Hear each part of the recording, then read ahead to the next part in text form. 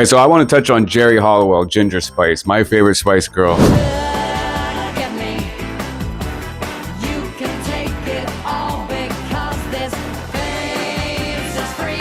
Her debut album being actually the third Spice Girls album, how a lot of us fans view it, compared to the actual third album from the Spice Girls Forever. It kind of lost its spark, but Geri's debut is very telling in how involved Geri was in the Spice Girls, the sound, the direction, and the style. She doesn't get the love and appreciation I feel she deserves because she's always viewed as like the weakest link, vocally, dance-wise, but she came through in the debut kind of like fuck you and kind of stole the show.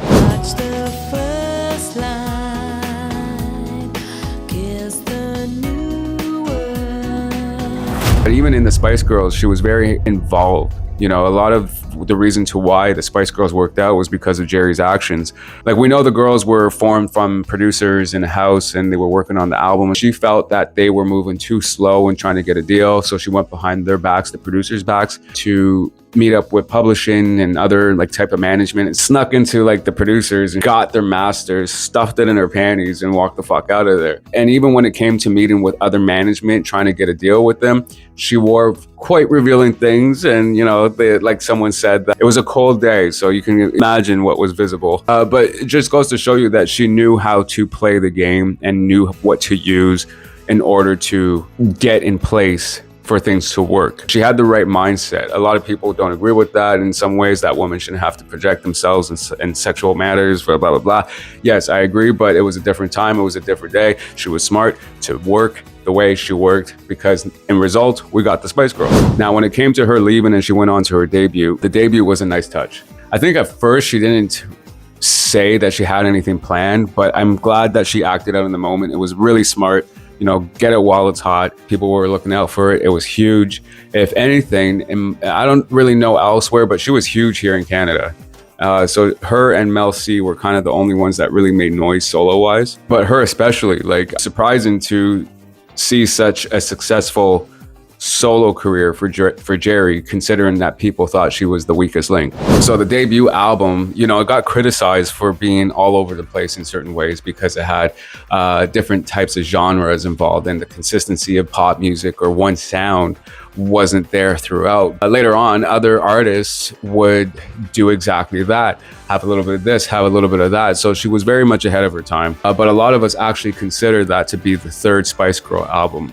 Whereas the third Spice Girl album, Forever, I feel like it lost its magic. You know, it got very Americanized. They went a little, I wouldn't say too R&B, but they lost that special thing that made the Spice Girls by having producers like Jimmy Jam and Terry Lewis, and especially Rodney, Darkchild, Jerkins. You would expect, I don't know, something bigger compared to what they gave other artists like Toni Braxton, Brandy, Deborah Cox, Janet Jackson, Jennifer Lopez. A lot of them, especially at that time, what they were given, these songs didn't really fall into the place of that. Almost like Rodney said, like, oh, just give those tracks to the Spice Girls and see what they can do with it. Like, there was no actual effort put into making a full out solid album. However, Holler was a huge fucking hit. It was a little deceiving in what the rest of the album was.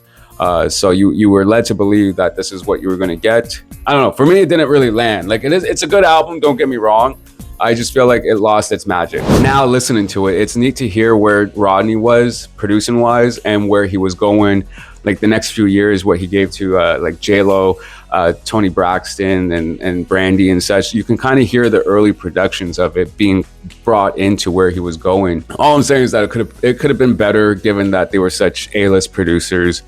You would expect more, especially for the Spice Girls. Like, what the fuck? Surprisingly, Geri's second album, I don't know how well it did. I just know that It's Raining Man was a fucking huge hit.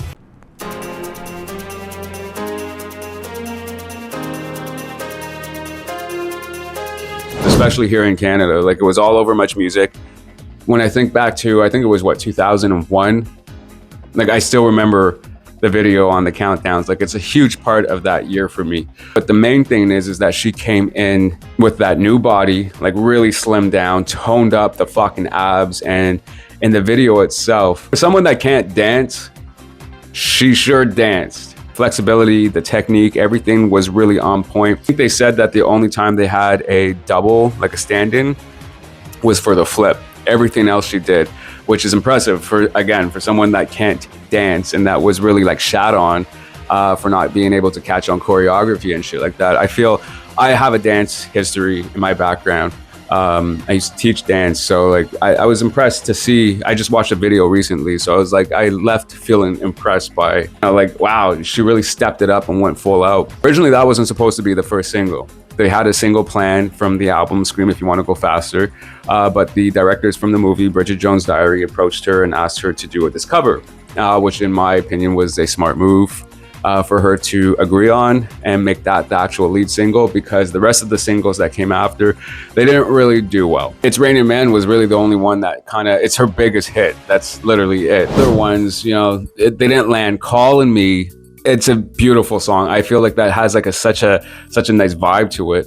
But she was disappointed that it didn't go #1. But then it did make the top 10 in the UK, if I'm not mistaken, like #7 or some shit. And it's surprising to hear that something that even made the top 10, not #1, was disappointing. I guess everyone's always trying to reach #1, but if it doesn't get #1, like, it's a complete letdown. Not to me, considering a lot of artists don't even get into the top 20, top 10. That still says something about Geri's star power. Eventually, as time went on and music changed, people weren't really checking for Geri's albums. The third one was A Passion. It didn't really make much noise. However, that was probably her more likable album after the debut album. A lot of fans, a lot of us prefer that album over Scream If You Want to Go Faster. Don't Love Me or something like that. Shit, I'm running a blank. I'm so sorry. But that song, I remember really standing out to me. And when I talk to other Geri fans, that's another one that they mention a lot of the times. And what I found really interesting, learning just like yesterday, because I was watching a bunch of documentaries, Timbaland sampled her on his song Hold On off the Under Construction 2 album with Magoo, a song called Breaking Glass. I don't know, I think that was a B-side or something, if I'm not mistaken. But yeah, that was interesting to hear. I never knew that was an actual sample from Geri fucking Halliwell, bro. Like, it's interesting to see like how the Spice Girls solo careers kind of paved out. See what they did venture off on their own. And Victoria, I just watched her documentary on Netflix yesterday. That was nice to see the human in her too. So I respect every single one of them and what they did. They're all successful. I just hope that when it comes to reunion time, that we get all 5, because yes, I enjoyed the 4 of them when they came back for that reunion a couple years ago, but it's not really fully a reunion unless all members are involved. I don't care how small or how big or whatever group it is, all members need to be present in the reunion for it to be complete. Anyways, yeah, I just wanted to touch up on this. This is one of my favorite albums. I have so many memories to this, and was it 98, 99 when this album came out? Yeah, one of my guilty pleasures, Geri Halliwell. Anyways, guys, you know the deal. Like, comment, subscribe. Until next time.